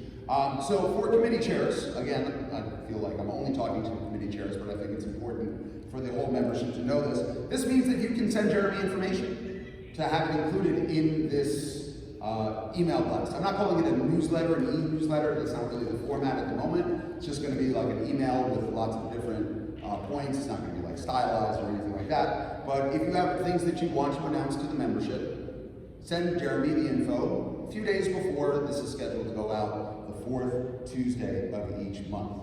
But Jeremy also mentioned that he can really use a hand with our other PR efforts, including the blog page on GANYC.org. We also still need people to contribute to our quarterly newsletter guidelines. Some of you might have seen the post that was on the Facebook page today by Linda Fisher, one of the editors. This is a real chance to flex your creative and journalistic muscles and help stamp yourself as an authority on certain parts of New York City and its tourism industry. And by the way, this stuff doesn't have to be boring and dry. It can be fun. You can have fun with it. Find something silly to write about. Just anything that's kind of related to the tour guide industry in one way or another. And that's pretty much everything in New York. So there's really no shortage of potential topics. So if you have an idea for an article or a regular column for either the newsletter or the blog, or want to contribute in any other way, you can reach out for the Guidelines newsletter, which is our quarterly printed newsletter, which is the next issue should be coming out in September, newsletter@GANYC.org. Or if you're interested in helping Jeremy with the blog or social media, public relations at GANYC.org. A couple of other things as we start to wrap up. As many of you know, sadly, our beloved member Sue Katz passed away on June 8th, shortly after our last membership meeting. At that meeting, GANYC, as is our great tradition here at GANYC to take care of each other, we passed a hat for Sue and collected $500 from you, the members, but unfortunately she passed away before it could be put to use. We offered the money to her brother Michael to help defray funeral costs, but he said no. He would much rather us donate the money to Sue's beloved Central Park Conservancy. So that's what we did. And a sapling has been planted in Sue's memory. Michael Katz got a certificate from the Central Park Conservancy. He sent me an image of it. I will post this to the Facebook page. But what a wonderful tribute to Sue, who, as many of you know, Central Park was her happy place, right? And Michael Katz passed along this message. Thanks for your support and generosity during the shocking hard time for our family. You all were always supportive and caring of a guide named Sue.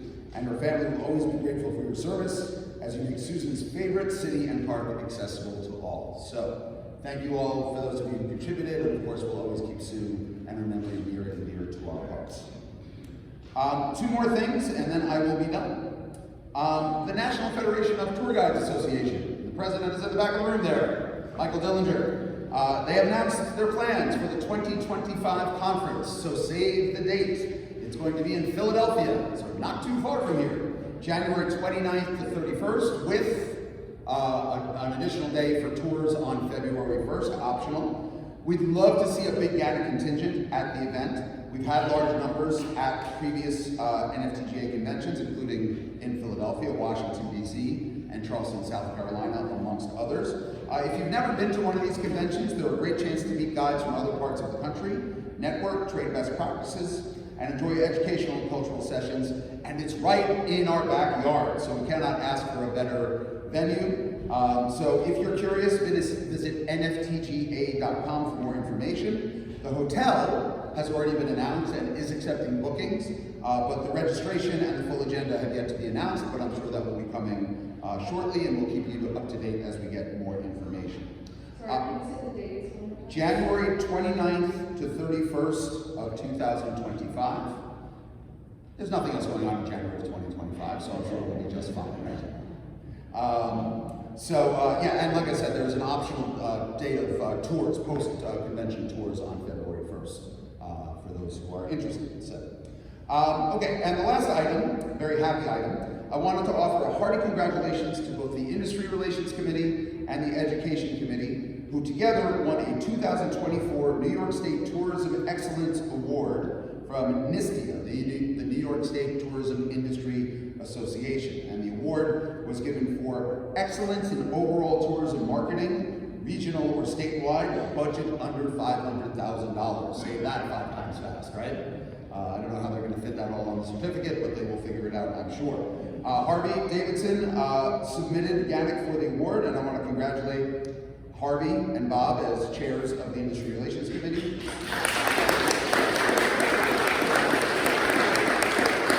As well as Nina Mende, Lisa Puccio, and all the members of the Education Committee for doing all you do for these two great GANYC committees and for this amazing bit of recognition from our colleagues at NISTIA. So, and with that, I think that is all I have to report tonight. I am happy to entertain any questions. Anne? We have a raffle to do. You were not here at the beginning. Bob, do you want to explain? Okay, well, we'll do that in a second, but if there are, I wanted to open it up for questions. And by the way, I'm just delivering my report. Catherine is still chairing the meeting, so she will get to all that as we go along. So, were there any questions about my report? Yes, and please identify yourself. Andy McNeil. Yeah. One question about the binders. How is the order going to be determined? Because I know you said you can't guarantee ROI, but... That's a real, so the question was, in the binders, how will the order be determined? We haven't discussed it too greatly. I would imagine that maybe we'll do 2 different versions. Maybe we'll do 2 that are alphabetical by company name, and maybe 2 by theme. You know, maybe by borough, or maybe by, you know, food tours, history tours, blah, blah, blah. So we can do all of that. I got one already, but now I'm doubling it. So, thank you, Mom. We're still working out all the details. If you have a suggestion, happy to hear it. I mean, I don't think there's one way or the other. You know, the bottom line is I think people who stop by the desk, and Harvey knows a little bit more about this than I do, because he's been to several of these conventions. If people stop by the desk, they're going to thumb through most of the binder, I believe. And we don't anticipate having hundreds and hundreds and hundreds of one-pagers. You know, we'll be happy if we have 20 to 30. But we'll also familiarize ourselves with the contents of the binder. And if somebody comes and says, you know, I got a student group that really wants to do a street art tour of Bushwick, boom, boom, boom, these are our members who do it, okay? So it's not just gonna be like these binders just sitting on a table with no one to put any context into it. That's why Bob, Harvey, and I will be staffing the table to answer any questions. We also plan, as best we can, to visit other exhibitors and talk to tour operators just in other moments to encourage them to come by and really get to know what GANYC's all about, and specifically what our members are all about and what they can provide for the absolutely insanely booming student tour market. If you don't work with student tours, you are missing an opportunity. I would just tell you that right now. So, did that answer your question? Perfect. Great. Anything else, my friends? Okay, well, with that, I'm going to turn it back over to our chair, Catherine Hill. Thank you so much, my friends.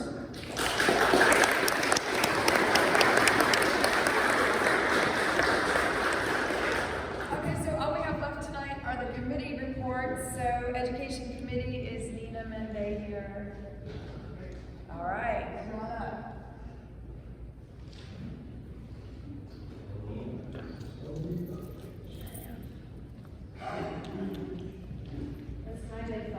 I want to thank again Harvey and Bob for getting us nominated. That was really cool. For industry relations education. Just want to, this is our 50th year, and we have a lot of things brewing and a lot of to be announced. But I want to just say who the education committee is, and it's so great that Michael had the idea of putting it on Wild Apricot. So we have two new members, Sarah McGrath and Mark Catalano. Right, there's Sarah there. And Mark is here or not. So it's great to have new members. And I just want to tell you, I want to keep repeating the people who are on the committee, because I really feel that we're a volunteer organization, and without everybody, it just wouldn't happen. So Bob Gelber, longtime member of Education and Industry Relations, and then we have Jeremy Jeremy Wilcox, John Senlak. I do it in alphabetical order, the oldies, so I can remember everyone. Lisa Puccio, Susan Bergbaum-Minishar, and then of course Sarah, Mark, and of course Eileen Moore over there. And then our emeritus members are always contributing, and Harvey is always working for industry relations and education, and also Andrea Coyle is working on something, and then Kevin Lawrence has worked on something. So this past month we always say thank you to everyone, and thank you for Gary for suggesting tonight's guest speaker, Bob for arranging it, or sometimes Lisa arranges it, Bob arranges it. And also, thank you to all the fam tours that happened this month. You were very prolific, and we have a running index. So I always like to thank people again, so we repeat each other, but Lee Hallenby, we did a Fire Academy tour, and this is for your benefit. If you didn't know about it, now you know about it. The Fire Academy in Randolph Island has a wonderful tour. Kevin Lawrence did queer art at the Met Museum, and then he did a queer art in Harlem, and also longtime member Richard Sanford did emergency preparation for tour guides, preparedness for tour guides at the Red Cross. Plus he did another bicycle tour this month, a downtown tour of presidents, and which he developed during the certification committee, and Michael's right there. And we were sort of working on one-pagers at the certification committee. So I think I covered all the tours we did. We have a lot of things in the works, a lot of people coming up to us with ideas, old members who've been, people who've spoken at our organization. So a lot of to be announced. Scott from Scott's Pizzas wants to do something. And then the late Bill Helmreich, you may remember him, some of you might remember him, he spoke, The Bronx Nobody Knows. So we're having some exciting developments in Sarah, I'm not going to mention all, but she's working on a very exciting project. So to be announced. If you want to, in the meantime, the summer vacation, you have some time. We have a whole list of tour webinars, PDPs, professional development programs, and when we did the pandemic, we had a lot of things on Zoom, and we still have that. And a lot of guest speakers who want to be taped, who allow us to tape them. We have panel discussions, so really, really a rich mind to tap into. So I think our next meeting, we usually have a meeting the third week or the third Wednesday of the month.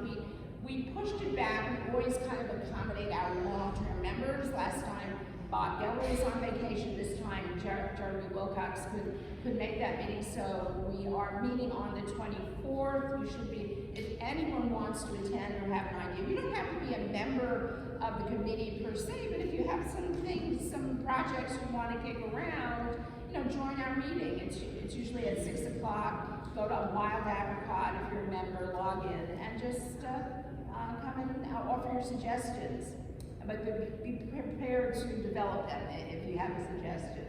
I guess that's it. Oh, if you have trouble getting in to any education event, you always go to the IT committee can help you. IT@GANYC.org. And if you are, it's 48-hour cancellation. So if you decide you can't go to an event and you can't get in, it's probably because at, let's say, 9 a.m. the event occurred, and at 9 and it's 10, you're not going to be able to cancel. That's within the 48 hours. So then you'll have a penalty. And I think there's a new policy now. If you're on the waiting list for an event, and we have a couple of events coming up that Bob and I think Harvey initiated. One is Bloom, and that is on July 15th. It's about, Lisa did a talk about the Elgin Gardens, the first botanical garden, and this is kind of an outgrowth of that. And that's happening July 15th. And another thing I'm publicizing that was initiated by Ann and Beth Bob, and I don't know if there are any spaces available. It's all, I'm glad it's taken. It was a course with Baruch College that's going on, small business for tour guides. So those things are going on right now, thanks to our wonderful committees. Thanks,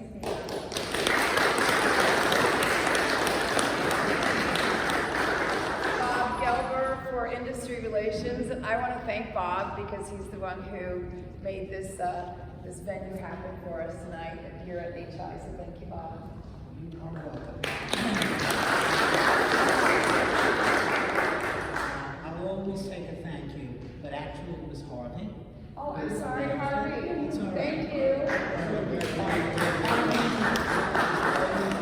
Reports, and always close by, or we couldn't accomplish what we do.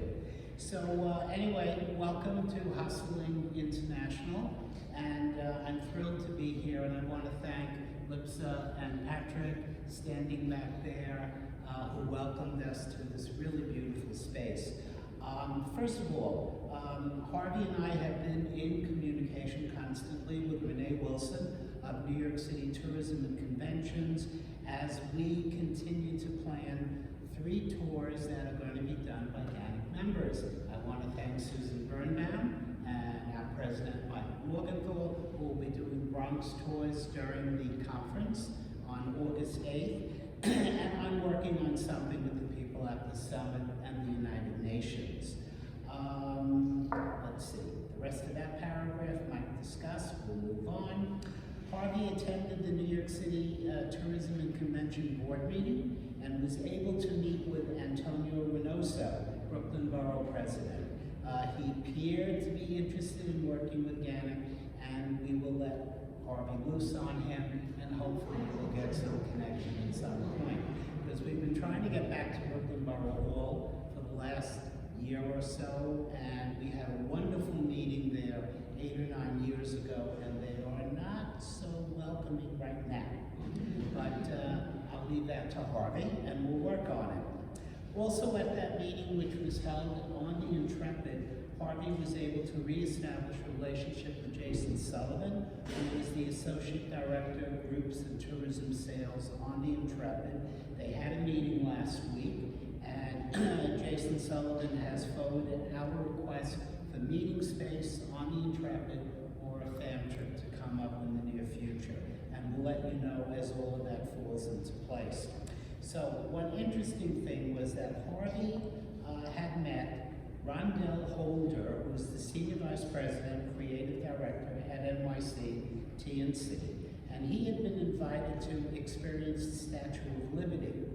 So Harvey asked him to report on that experience, because we all know there's been a lot of issues with incredible lines and long delays to get to the statue and Ellis Island. But of course, Rondell Holder got a VIP tour, so he had a wonderful experience. But Harvey reached out to him and asked if there was any way he could assist us with the problem of what everyone has been going through to get to the Statue of Liberty. His suggestion was also that we reach out to U.S. Representative Jerry Nadler's Chief of Staff, and of course that information has been passed on to Mike. Yesterday, Harvey was on a Zoom meeting with a company called HXE, a company based in Singapore that's operating as a destination management company with a team in Las Vegas, which appears to be their U.S. base. They work with Chinese tour operators, meeting and event planners, and possibly travel agents for individual tourists as well. Harvey informed them all about GANYC, that we're a source for finding guides for tour operators, groups, meetings, events, and also for individual tourists. So they seem to be interested. He also passed on information about the NFTGA, since they were looking to get their foothold all over the United States, and they appeared to be interested, and we're hoping that we will hear back from them. On Thursday, June 20th, about a dozen GANYC members were invited to visit the Yadro Boutique in the Meatpacking District. Yadro is the Spanish porcelain company that was founded in Spain about 70 years ago and has a presence in New York for many years. But for the last year, they have a new boutique right in Meatpacking. So we had about a dozen members. We had a fascinating walk through the shop and explanation of what the high-end product is. Their items run from $60 to about $20,000. But what was really nice, breakfast was included. We don't always get fed. On Saturday, June 29th, GANYC members were invited to visit Cool Sips, a new industry partner located in the Rockefeller Center Mall. About a dozen members enjoyed delicious drinks and learned about the business from CEO Andrew Moger. GANYC has been invited to experience one of the newest immersives. As Nina already mentioned, we were invited to Bloom, which was because when we had the June meeting at New York Botanical Garden, our guest speaker, Victoria Johnson, mentioned that an immersive was at Rock Center based on Dr. David Hosak's garden that he created 200 years ago on the site that is now Rockefeller Center. So 48 people of you have registered. They allowed 50 members, which was extremely generous, and we will all be there Monday evening, the 15th of July at 6 p.m. I'm sure it will be an interesting visit. GANYC member Mel Wasserman, who was given a private tour of the Greek Orthodox Church at the World Trade Center, has spoken with them and asked about the possibility of a GANYC meeting in the future. And Mel is working on that, and actually tomorrow he's going back, and I'm going to meet Mel, and we're going to continue to discuss it. I also have been trying to get another visit at the Jackie Robinson Museum, where we were invited back in January. And their Vice President of Community Engagement, Ivo Filbert, had promised another visit. Well, I called Ivo the other day. He actually answered his phone, and he was promised another visit this fall.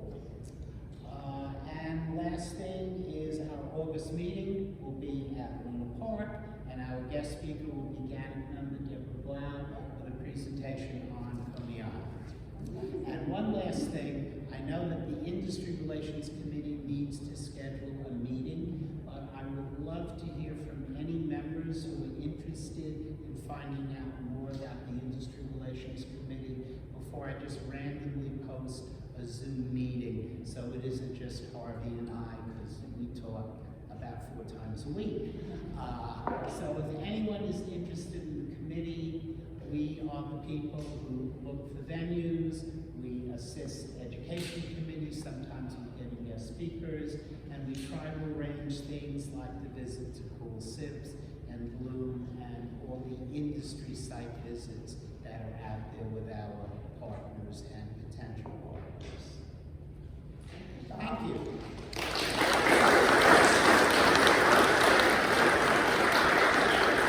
Okay, Beth, IT committee presented by Beth Goff, our other co-vice president.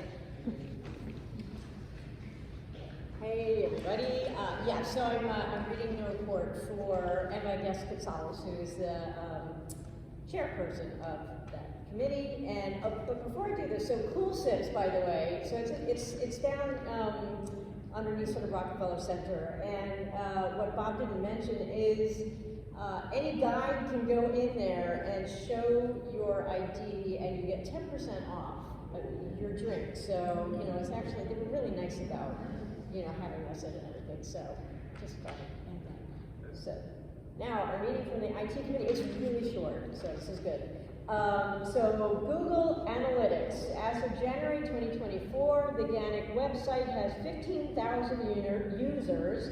14,000 were new users, reflecting the fact that January was when we launched our new website. Of the new users, 8,000 were from organic searches. So those are people who searched GANYC in their browsers and were sent directly to the website. 4,000, 4,000 were direct to the website, so they actually typed in our URL, GANYC.org. And under 2,000 came from referrals, so those were users who were sent from a separate website to GANYC. So this means we are being found quickly and easily by users. So the most active period was in March when we had the 50th anniversary event. And after the homepage, the most frequently viewed pages are Hire a Guide and Member Links. And the highest number of visitors to the site are from the USA, followed by Poland and China. So, interesting. So if anybody needs more detailed information, please contact it@ganyc.org. So the IT committee will be working with Sam, who's our consultant, our technological consultant. So we're working with Sam to provide board members with a Zoom meeting to go over the website and how they can do administrative work on the site. So there are now 28 tours by GANYC guides that are published on the website, which is great. So please keep adding them. And what that does is hopefully get more traffic to your webpage and more business for you. So, the IT committee will soon switch to Zoho for our emails, since what we're using now is called cPanel is very problematic. We hope to make that transition by September, and that's it.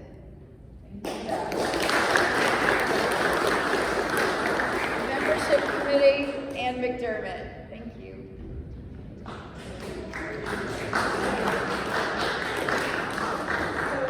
I'd like to thank our lovely hosts here Hustle Place for having us.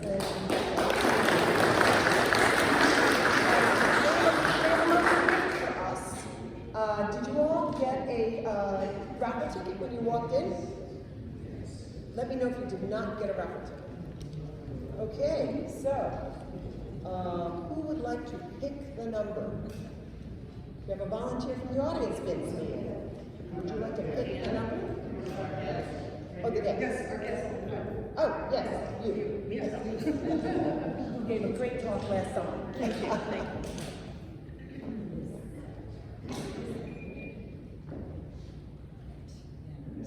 The number is 974-634.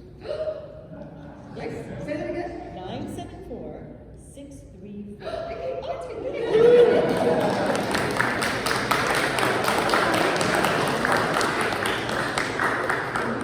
Lovely bag with lots of fabulous travel things in it. Nice travel pillow.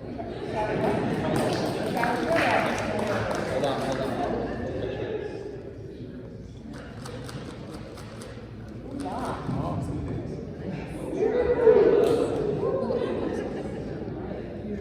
Thank you. Okay, so membership. We are having our Zoom meeting on the 17th of August at 7 o'clock. You're welcome to join us if you'd like to be part of the membership committee. August or July? Oh, I'm sorry, July. Yeah, July. Thank you, Michael. So we have several members here. Vince is recently joining, and we have Robert, and Jeremy is not here because Jeremy does everything, but he's not here tonight. And if anybody else wants to join, anybody else here a member that I missed? Mel Wasserman is going to join, and Bob. So, yeah, you're welcome to join us. And we have some new members here who came to the meeting tonight. Mason Logie. I'm here. Say hi to Mason. And Andrew McNeil. Okay, new members. And is there anybody here who's a new member within the last year who joined GANYC? Sarah. Welcome everybody. So happy that you're here. Membership committee, what we do, you see, we check people in. We organize little events. We are going to have a happy hour on the 30th of July. You'll be getting an email about that. It's a GANYC-sponsored happy hour at Sojourn Social. We've been there before. It's on the east side at 2nd Avenue and between 88th and 89th Street, I believe. And the food is fabulous. The meatballs in particular are absolutely delicious. So we'll be doing that. And again, I want to thank Patrick and Lisa for their help tonight. And the meeting, social, and class. Thank you all for joining up for the class that we're going to be doing with the business, through the Small Business Administration of New York State. And so there'll be other folks who will be part of the group, but I think we're all going to learn a lot about the back end of running a business. And it's 6 weeks long. We cover stuff like business formation, bookkeeping and accounting, insurance and HR, legal, sales and marketing online. So I think I know myself, I can use help with all of that stuff. And I believe that is it. So, take it away, Kat. Thank you.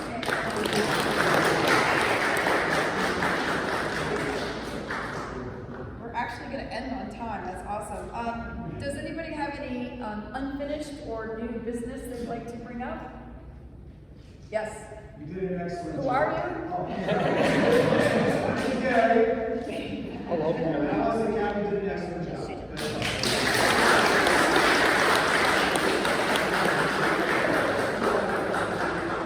I'm really excited about next month's meeting in Coney Island, so TBD on all the details, right?